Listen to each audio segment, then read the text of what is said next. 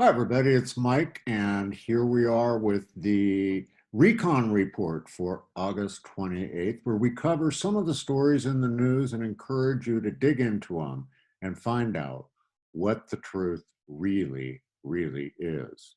So, to get started today, a gift, a gift from the heavens. Nancy Pelosi goes out. You've all heard this probably by now. She goes out and says that there shouldn't be a presidential debate. Oh, big surprise there. Can they being the Democrats, the socialists, the liberals, can they even think that the rest of the country will buy that malarkey? Will buy the fact that they aren't scared to death that Donald Trump will shred Joe in a debate? It's crazy. I can't believe that she would actually come out and say that. Just more food for the fire that she should resign or just be put out to pasture. Just, come on, California, get with it, get rid of her. It's time. But what a blessing to all of us conservatives that she comes out and says that. Here you have it. That is the agenda of the Democrats. When they can't win, they just lie. They just come up with something else to distract us. Ooh, masks. Could that be something? Get us all hot and bothered about that. Do the coronavirus thing. Get us all sidetracked on that so we can't see what's really going on. So I encourage you to dig deep, find out what's really going on, and be informed. Now let's take it another step here. Jacob Blake. He was the teen in Wisconsin that is now up on murder charges, which carry a life sentence. He's 17 years old. Again, you've heard this going on, but what you may not have heard is all the stuff going on in the background. It seems that today, a video of one of the men he shot proves that that man had a handgun with him. So I got to ask you first, what in the world has happened in our country that on American soil, a 17-year-old kid goes out armed on the streets? How did we go from the America that I knew to that? It's disgusting. But what else is disgusting is he was out there defending property and his own life, and now he's up on murder charges. So what should he have done? Let the one guy beat him over the head with a skateboard? Oh, or let the other guy just come up and shoot him because, whoa, they're with Black Lives Matters. I just can't believe it. And then the whole town of Kenosha's in riots. It's just crazy, crazy. And it turns out that the guy the Kenosha Police Department shot, they tased him twice first. There was a weapon in his car. He was tased twice. How did he keep going? Still lots of questions there. Still lots of questions there. And what started all this off, the George Floyd thing that got Black Lives Matter just going off the hook crazy all over the country, rioting, looting, burning down buildings, just being organized gang of criminals. George Floyd now, it looks like he may have ingested fentanyl before he choked out. Now, I'm still not saying what the cops did was right, but we need to take a look at this, and it's going on now. They're digging into it, whoever they are, but I don't even think the truth is going to come out there. But do your research, look into it, find out what ignited the country. It's just sad. It's sad. And then we had Hurricane Laura. Hurricane Laura came in, devastation. And we look at that, in 2 days, it wiped out towns. We had a storm surge that was incredible. But do you know what? Now mainstream media is criticizing the people that were affected in the towns that were affected because they're not doing coronavirus testing.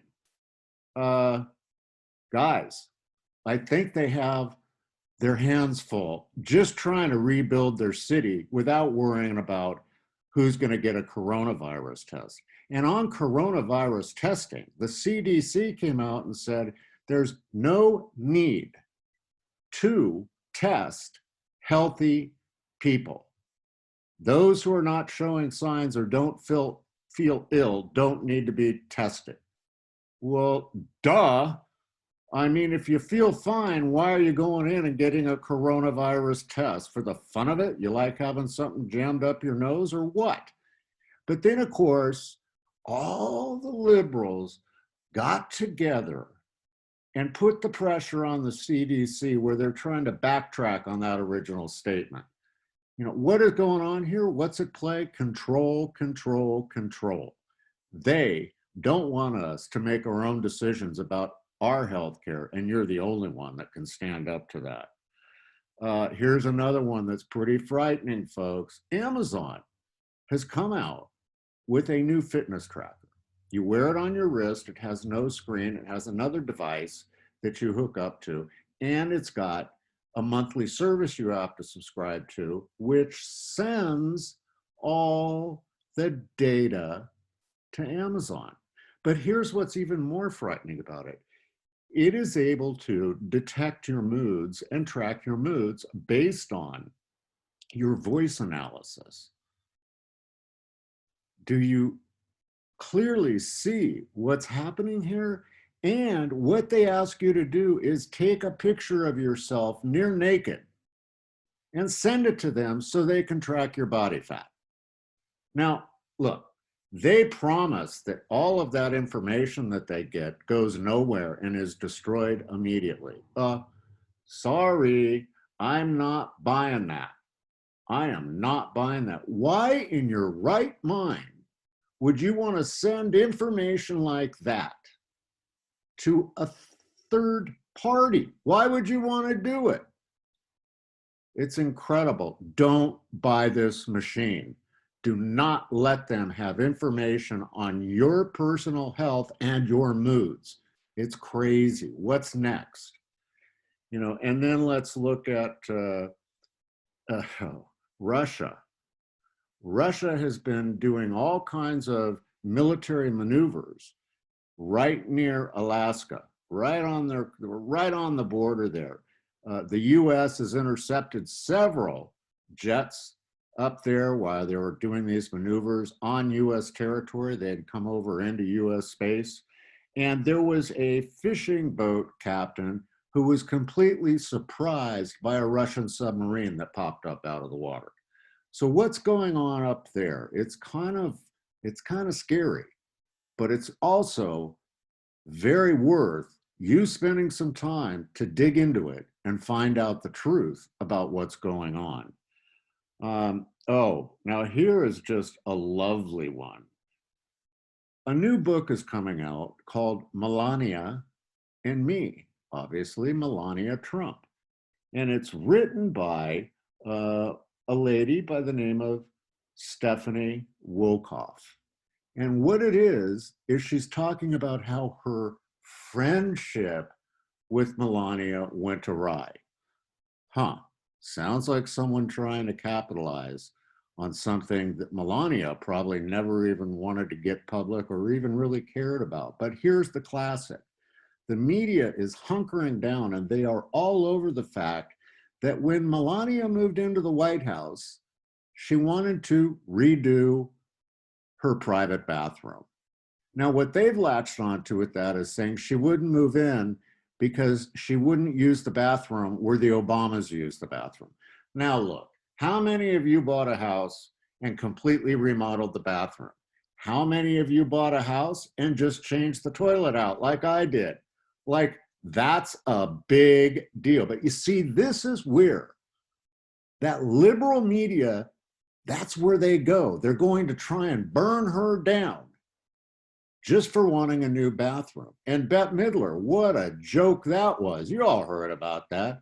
She said that Melania, after her speech at the RNC, had not learned to speak English, and that she was an immigrant, an illegal immigrant. Now, since then, there was so much fallout from that, calling them or her a racist, which the liberals do that all the time. They are racist. But such a big fallout came out that now Beth is scrambling to save her reputation over that. I hope that she's never able to restore any of her reputation for what she did. And then, okay, here is a sign of truly how far off course we have gone in America. Rand Paul and his wife were attacked by BLM protesters so severely that they feared for their life. Now, Rand is now asking for an FBI investigation into it, and everybody's all bent out of shape about that. They're all just bent out of shape. That, oh my gosh, you know. Well, listen, this mob scared them to death, and had it not been for the police, the very people that BLM wants to defund and get rid of, and you can see why, if they hadn't been there, who knows what would have happened to the two of them. It's an ongoing story, and again, something you need to follow. And then let's look up into the Pacific Northwest, where they have defunded the police. And what their new deal is, they have a group of conflict resolution specialists, sociologists, psychologists, who in times of a altercation will be dispatched to quell the situation through understanding. Okay, I don't know about you, but I'll tell you what. If I get ripped out of my car by a carjacker who sticks a gun to my head, I don't want some psychologist coming up there and telling the guy with the gun at my head, oh, tell me about your childhood. There's better ways to work this out. Are you kidding me? Really? No. But let's see how that test works out. I don't think it'll work out well. There was an article about California, you know, about how in the beginnings of California, they didn't have law, so the vigilantes took over. Well, hey, let's just look at Wyatt Earp, okay, and Tombstone. Okay, it was a bloodbath. Even, you know, forget about the movies, look at the history. It was a bloodbath to bring lawful order back into place. Do we really want to go through that again? Because that's what's going to happen in America. I know as a man, I will not let anyone attack my wife or family. And yes, you threaten my wife and family with physical harm, and I'm going to shoot you. You come on my property to try and destroy my property and take my home. Yes, I will shoot you as a last resort. But listen, if we don't have the police there to protect us, what do we do? Now ask the left that. What do we do? What do they want us to do? Well, what they want us to do is just sit back and let them take it, because here's what the liberals really want.